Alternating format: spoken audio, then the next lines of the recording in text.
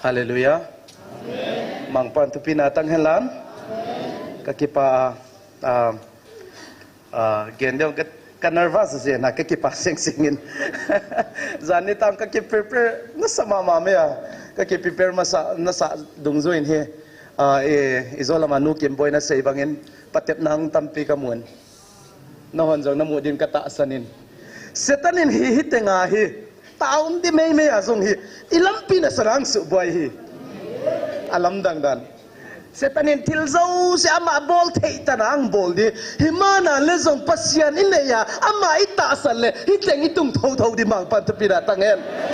Setanin bang matunay na itong anay no lawahi. Hallelujah. Hujeng tu ni hun kakipaa.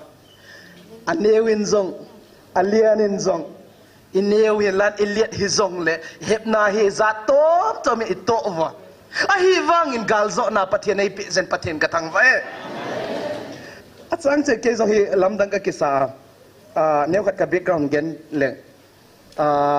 Kaham hi apol be ta. Ke le kyong pol ka kisa. Ipizem chi le ke hi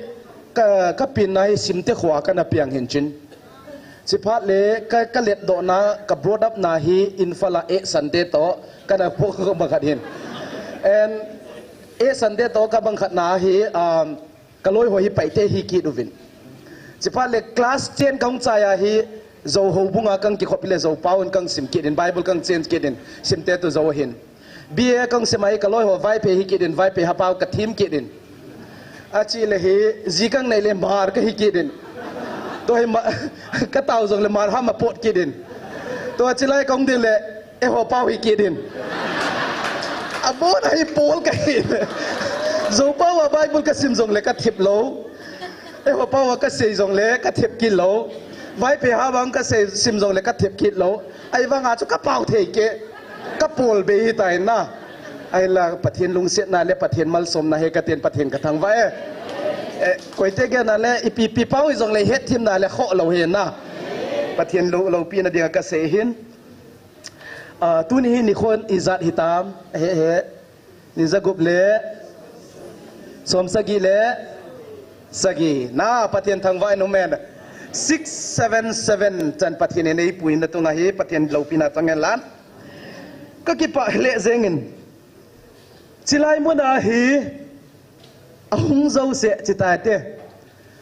phát trôm na cái này bôi chỉ dâu sẽ khụt tung tung đi vô, hầm phát na cái này bôi chỉ dâu sẽ lâu hen na, cái dòng hầm phát na cái này nô dòng hầm phát na này ibon sẽ cái hầm phát na này vin, bắt hen cái thằng vậy hallelujah, chỉ là hầm phát na pi iti mi tiền ahilo a sei thế này hầm, chỉ dòng đã chơi sei đi vanin. Abang hizong le til leo khat kang sei tu tung tu pon zo sei ba dung zuin neo khat history til chi sa hi recollect bolutin ken zong hi zani in hi report khat kana simin ibui na chung chang hin chilaya tu nia hong ki khom zo se mei thart nia infala ka ti zo se na khun tung pi vo pathin minin mei thum ni in infala ka ume sang den tung pi vo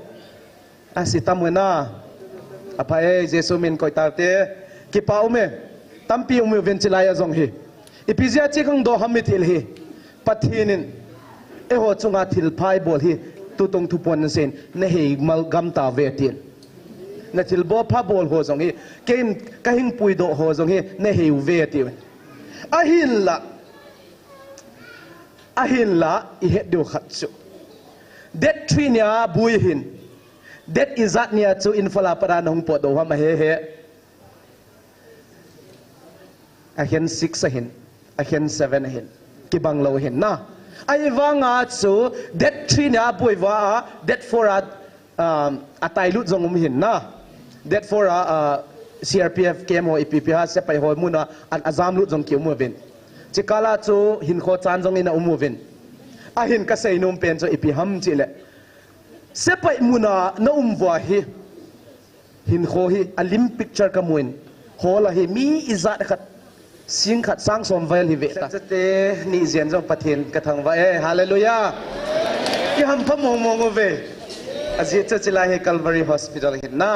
hagawa dam na itan na munhin patin katang bay hallelujah kipaw me azia chu sumle pai tam pi senga dam dan ding ngai cha a hunga hiuvin ita asan na zungzuya hi patin ata te thon lawan ko isen patin katang bay hale ne khatไป2023ละมาทิละลุดกิดนิมไม่ได้ลิปุ่นปันอาทิลโพสิพัดสะก็เกลเลยApril 28เนี่ยอันนั้นโพสิหิน Twitter อ่ะเอกาวนะหินจะจุงซิมโดดานซุงซิมนนดานิงินฮิซงเล่อันนั้นเสียพัดสะก็ซิมกิดเลยตัวงาฮิปัทีนินทุปวนตัวฮิอากิฮิน้ำเราจูอาจิจูอัมโมโหหินฮีฟาโรอินอิสราเอลเตจูโซดิงาอัดเดอังไงจักจีอาจูอัดเดลกิเออาหินละเอโฮวังที่สันละดิงพาจิมิดดิงลุงปุระเนวจูจิจูอัทิลโพสาปดังเกเฮหินสิมโดดังกันดิงอาหินละก็เซนุ่มเป็นจูอิพิยามจิเลปัทเทนินอาจาเตอังไงลุดอาจาเตฮีเอดาละโปวินเอ้ยเฮลโลวางฮีปัทนินอาเฮดอาฮิเจ้าปัทนินฮีอิซักฮีอัพลันซาอัพโปรแกรมอันซาวะจิโฮจูเอ้ยหอนอิปัลตวะตูนิตนาฮีปัทนินโกมาเต้าเทียอิมเซนปัทนินกระทั่งไว้เอ้ยหัดนาฮิโลจูนะสิพัดเลยฮีปัทนินทุบปนินอันนั้นเซโฮฮิเลวันเดลกิโลหอนอันนั้นเซโฮซงฮีตูจนาฮีอัทอนอีมาจามโลเฮเจ้าอัฐนใต้อดีตป้าป่วยที่ทรงให้มูเทียงเราเองอาชีเลยฮีโน่นเฮ็ดดิวัมสุกเฮ็ดเราเองMay 29 sorry May เรา June 29 นี้อาหิน2025เฮกันสิฮามาสาหินมั้งทุกคนที่27หิน29นี้ทิลโซหินเฮ็ดดิวนี่เฮวัมอินฟลาฮิวิดีโอกันไวรัลินไม่เตนอปัทยานุเบียนอควันวะอีบุดโฮกิจิอปัทยานุอเบียอามาฮิวันติลกิโลเฮก็อลิมจูมูดิวเลดราก้อนดาบังลิมาหินนะจิจูอบิโอเฮอปัทยานุจูอักกิปงอักกิปวงินหุตงาอเบียเตกว่าอีเปียเสียหันสิเลตูกุมจงฮีโนโฮไม่เลโฮอีเมลมาโฮฮีตั้มปีนัทีนอะไรดิเวติจูตั้มปีนัทีนอะไรดิเห็นจิจูอับโหโหฮีอีมาจากเปล่าหรือว่าเสียดีเฮลว่ากีจะเกี่ยมเห็นอาจิเลจานินทิลสวยเปียมในเหตุกิจวัมจิเลนุงะขดินอดงมาป้าจูอัฐดินเตมาอดลุเมกิจานีเหตุจานีไม่ติหอยนะมวยรังละมาทิลสวยอดงมาป้าเอ็กซ์บอยเฟรนด์ที่ตายเตนะจิจูเจมาอดลุเมอดงมาป้าฮีกุมสมนี่เลงาบูเซนจีอามันไกจงดังขัดอันไหนสันจีอาจูเห็นนะก็เสียนุ่มจีพิฮัมจีเลยที่สันที่ลงฮีวันติลกิโลอินจงอันนั้นเสพดิ้งฮีอมไม่เห็นจีจูอภจินาฮิตาเห็นหัววังลุงน้อมเสลาปะเทียนอีทังวะเทวิปะเทียนกับปะเทียนอีทังวะเทวะลุงน้อมเดกาลุมลำจงเขนนละวะน้อมกิสัตเตเสงกิเลกิลบต่อลอยเป็นอีเมลมาเตเป็นกวาลซูซงเล่ดายกายซงเล่บางเชื่อเชื่อลุงนวมเทนนลบนวมเดี๋ยวเทนนลบเวฟะไอ้ฟังไอ้หัวฟังกวาซูเล่นบสักขนาดกี่มุทัยกวาซูเฮลันดายกายซงเล่ปะเทนนบตากิเบเทปะเทนกระทังไว้ฮาเลลูยาพิเศษจีเล่ปะเทนินอาจารย์เตอังไงลุดอาจารย์เตตัวนิตันเชียงอ่ะหิงมาปุยนะตุงปะเทนินขัดจ่าทุเซเล่อากิเต็บไหนอัทโลโลหิตัวนิจันอิมูเทเซนปะเทนกระทังไว้ฮะเล่จิพัดเลยเฮปานตัวตรงทุพนอาศัยโนโฮเกนซูเลวากำนบตาซูเลวาเตคงน้ำมันอาเกนกังปุยรุตาจีอีกำสุงหอยเดียวเกนกับสตาดีเลนโนจงบางเจนสตาดีไว้จะเทชิงอีกำฮีอนบดานฮีลำดังกษัยตุนโนดิสะวาเลเลวจินอาสามหินกอฮติหินดิมาปูหินชิลองละหินอุเชลอดังเวเลวจินไอโซลละฮิซงเละอีกำฮีอนบดานิกิเฮฮี tun Dimapur la pai lo chin asat dan Dimapur bang thau khang tam ta lai na athum dan su kate igam hi anop dan hu chang le aken seng jong hilo azang jong hikilo ahun chet na chipal le igam hi zo tui kitwe da na tui thing chu filter jong ngai lo chu atui dan tangama chi khaw ne he du ya na tui siang ngong filter lo ke dam thein de lai ipui pa te yen na chipal le e ho hi America hi National Library of Medicines kichi Maryland State ahin USA ahin eho North Manipur gama hi study bol na wa hi ne the lohing me the hi 68 species ki mudo chu na ne ehon me gama para me ineu na sipale Manipur government forest department in asay na achu sang lezani eho singtang gama sang lezani medicinal plants ometi chu Manipur government record dong zoya chu forest department record dong zoya chu sipale research karina bol na chu ehon igam sungwa hi me ante lohing mo zat tom tom 115 val ki muwe che igama zat tom tom species na chiho ipizia ka se ham chele igamu anop dan achile meite ten angot cha dan zo hi I het chinu hitan ahin pathinin gamtep gamchu ang lo sa hitai ahi wanga hi gamtep gamang lo sa wanga hi ehon pathin hi I he mildiwi pathinin jong anom pon acha te he mildi anom pon chije chu pathinin hagawa tunitana tanglowa pathinin ang velzen jong pathin ka thangwa e ahin ka ki cha na pen khat ahi le tuni hona hi ehon hi chilaya hum ki pon hi itai tom tawin idem tawin chipale pathin lo pina jong imu lo lo jan hi tutung tupon hi number 18 na hin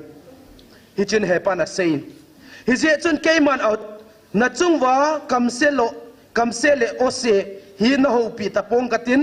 ahin tunia keiman vantil mangcha a na melmate kuda kona kahing pui do hi na sumul kit uwa ahi le keiman hi chi patep na chungwa ka koi kit di ahi patep nai chang the ki ro hin ahin tuni hunin pathinin eho atta san ho zala chu lungki hei zala chu pathin tuni chana hagawa awang velhin pathin kathang vai chi chun tauna khat an mangutin chi tauma imang ma ven kaloi no jong hiang ki sain chen la sading in kang puin tuni he aman le hung pai helam ama hi nausian nezian hi mi pila nga tau the pon hung podo helam la khadang sa din asa zo chahi tauna khat inei di hen phat hi pathian lo pinai mu vin ka ki pain achom leng achom dung zoi chai din pung khara ka chai tho tho din lung kham hiun lan aji choi sei banga hi tenga hi ewo hi ni se le ki khomin unlimited to banga tauna inei hin tuan hi kaloi nun hi lang sa di hi min dang zong zong sang in amoy berlali suwa che min teng teng sanga mang jesu pakai jesu inei hi pathini thangwa win pathini nei jiwa tu ni chana idamu win chi chi chon kaloi nun la khanang sain chen sa zo phale tauna khat nei de he tu tung tu pona hin let us tu pona hin sim kit katin 42 ahin tunin paten anangayo vinlan liya kalen laya kanato kathil bol hi belzebul akonin thildo ahi sila lengte a kithopi ahi ti atiuvin tunin hichilai muna hagaw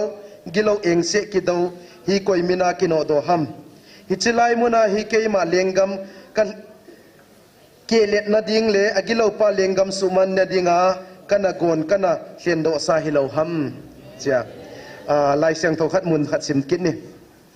Matthew bungsom ni bungsom la ni Matthew 12:22 apat simite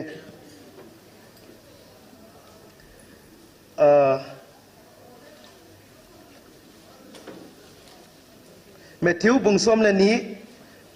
chang som ni la ni apat sim no som ni la ni apat in 32 tan simute imu chat le simni we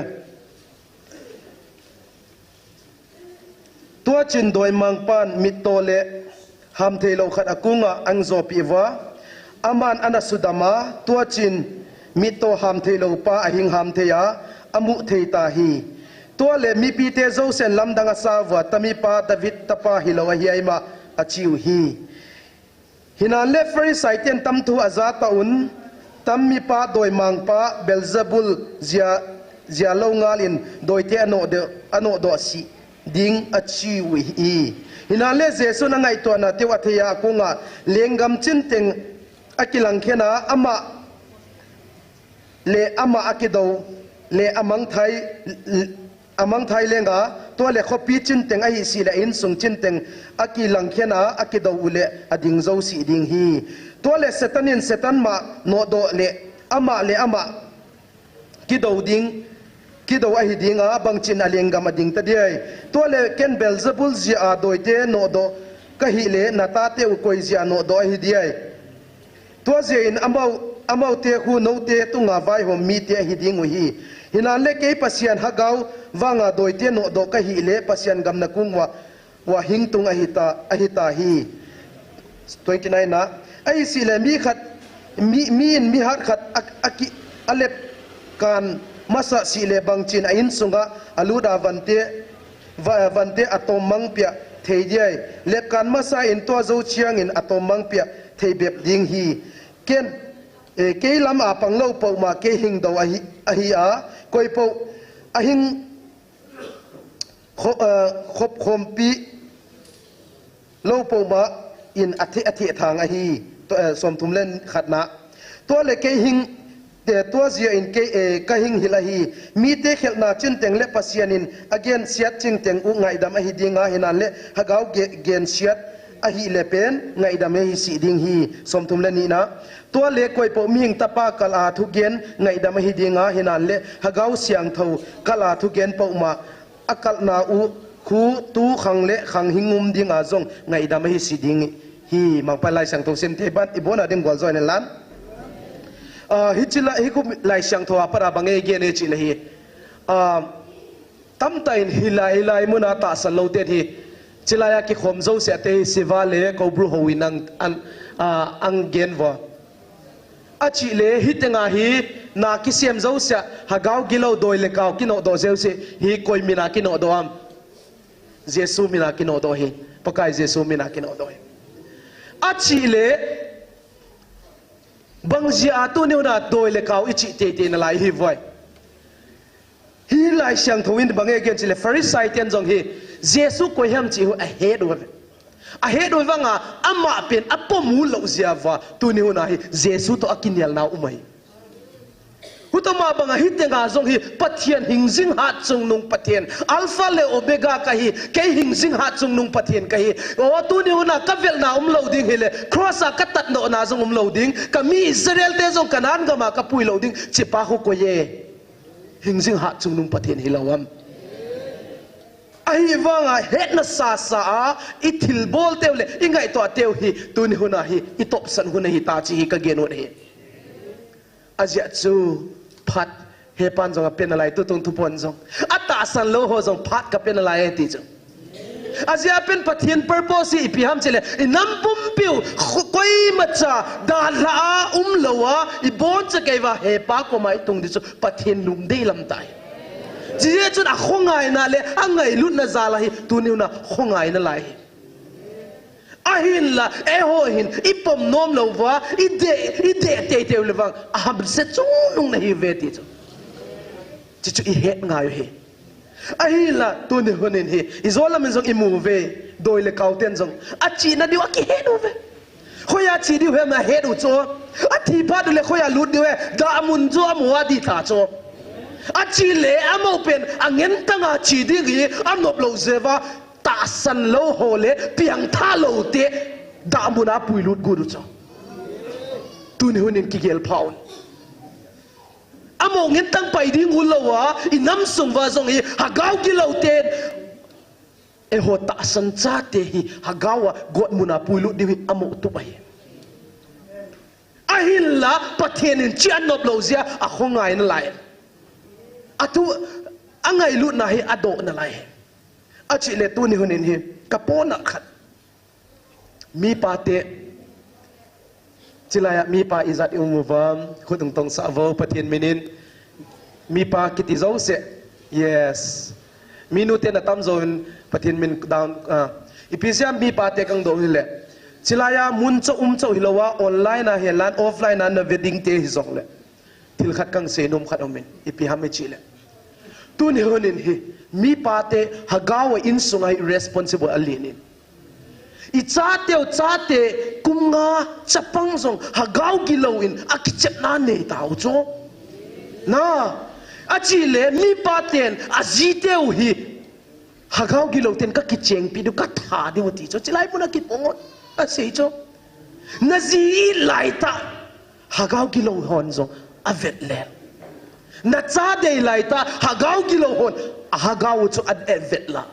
ata sau tha phot ding ata sau athi pha le hagaw chu kichen pi ding chi pha le da mun lut pi ding ti cho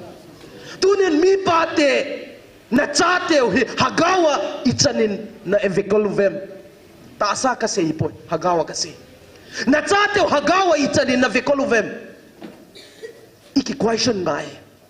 achile piang tha khat ka hiya Christian hin khwadi ta ka manga hi le nangin hagaw me na niyam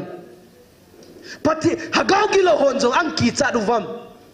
ki cha theidin hin khona mangam siang thau na hin khona mangai in sunga o hagawin na insung na enavengzin hinam iki question angaya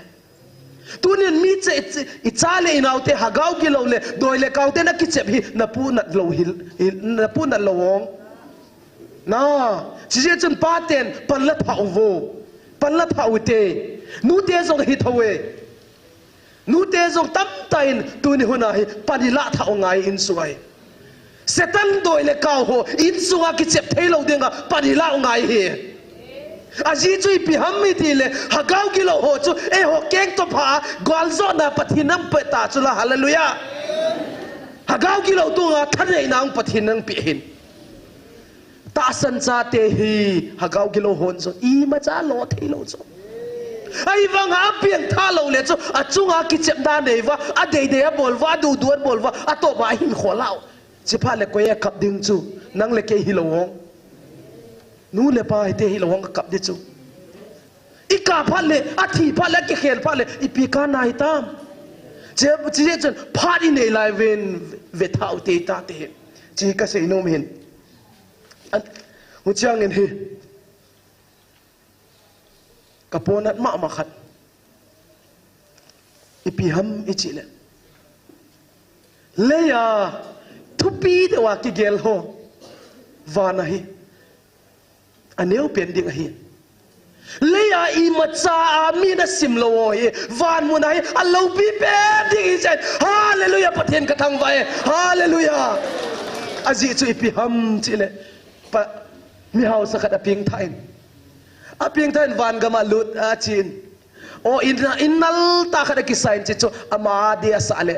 anahilo mi vai cha pen pa dia nahi asim mo pen adi ipiam chile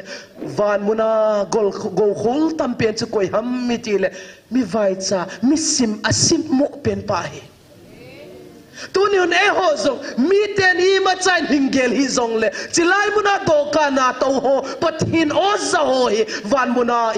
alo pi pen di hi zen pathin ka thang vai aji chu ni se ai hunga I taw khom he van I go khol heaven hallelujah pathin ka thang vai hitenga huni ahung mei men ki gel hi un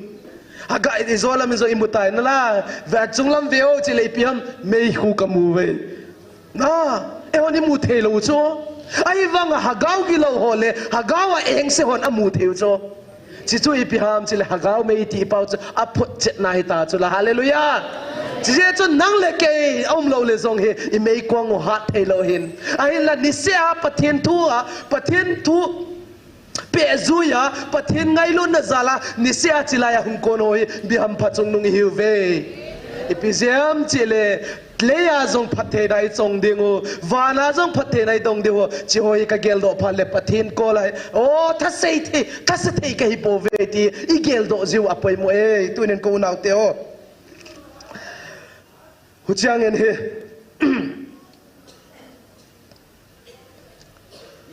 tôi nên hunin pathian ozai him pathian oza cho hiloa ita san hitao ita san na wahi imimal hin khwa zong nang hin khwa zong en leuchin tu lai ke zong he hoi doin hagau gilo eng siate ka hin khwa he tam bi ka to en huchang zong ho set zong za mo tanin zong ka to en ahin la pathian ka thang vai azi chui pi hami chi le pathian di ta ka ho kha he tu ne ka kisi pon kisi zong ka kisi pon ka ten ka dam sungin zong tu ne pathian ka thang ba jing di azi chu pathian o za ka hitai no ho zong pathian o za na hitawin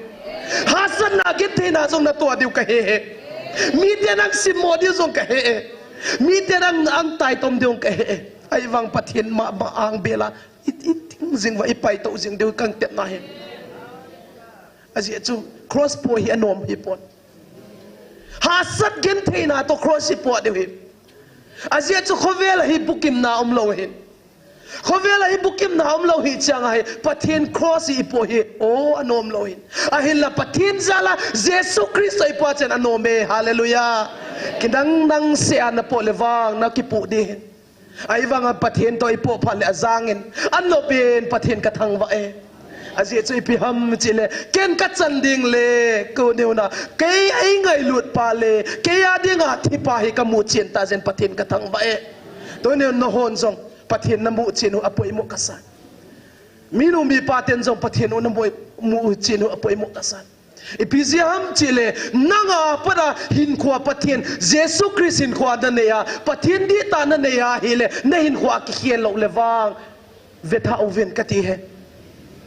chipa le zong hi ka sei si na hi pon pathian en zong ne ngai da melan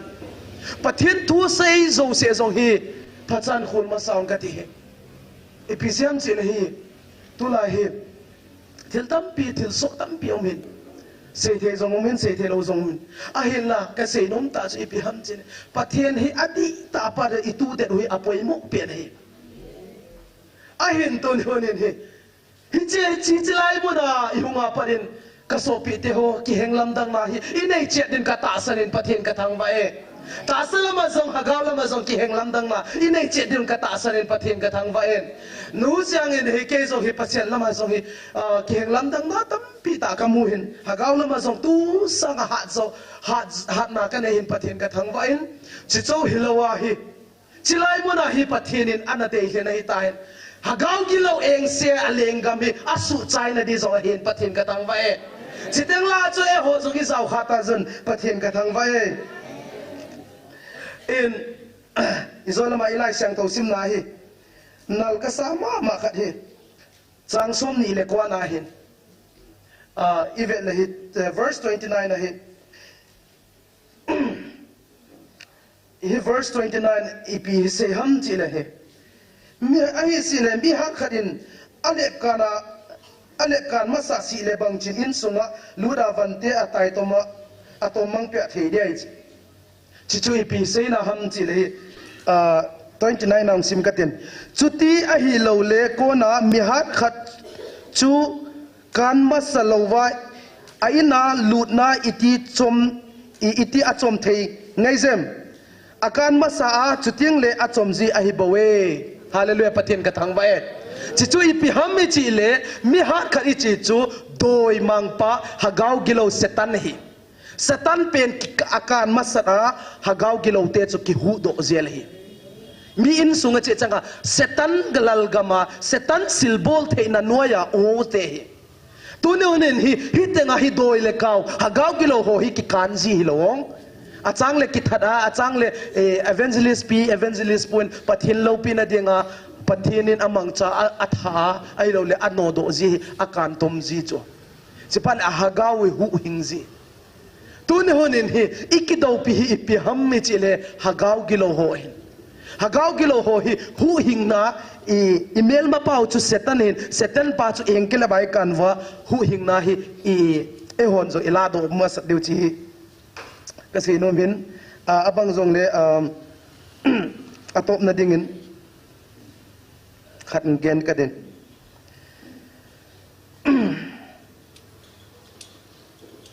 chỉ lại muốn là cái pa hum ta he pan zong thupun ana sei kamang cha te helan kan la cha te hi zong le tunana he pu pia sung is tangong genin buina le ha satna inei so ke den kata sang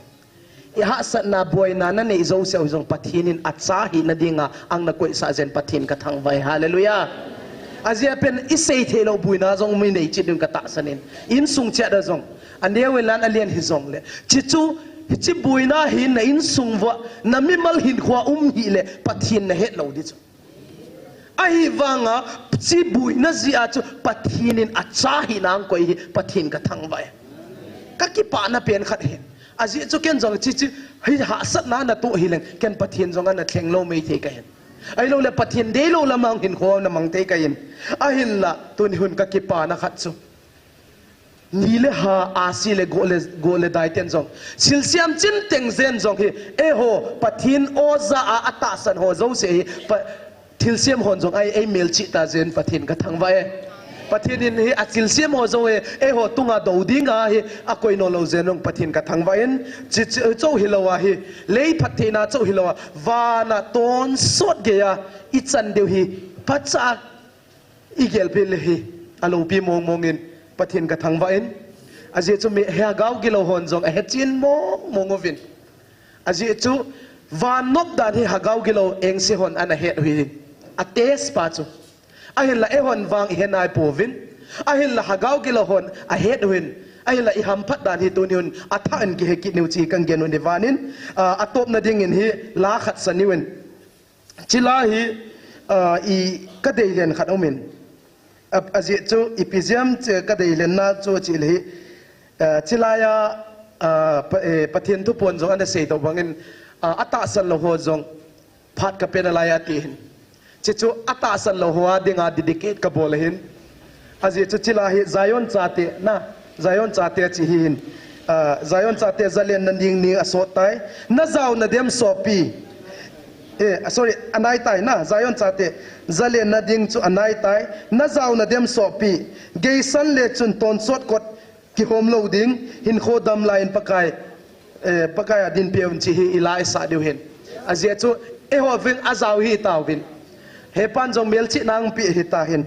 hu cho hi lowa azaw nai lo de inam pum pi ata san nai lo ho na ding jong chila hi ka dedicate hin chipa le tu ni bon chen dingin la sautin isa zo pha le taw na item de chukang sei den chipa le tu ni ading ai program chai nai tante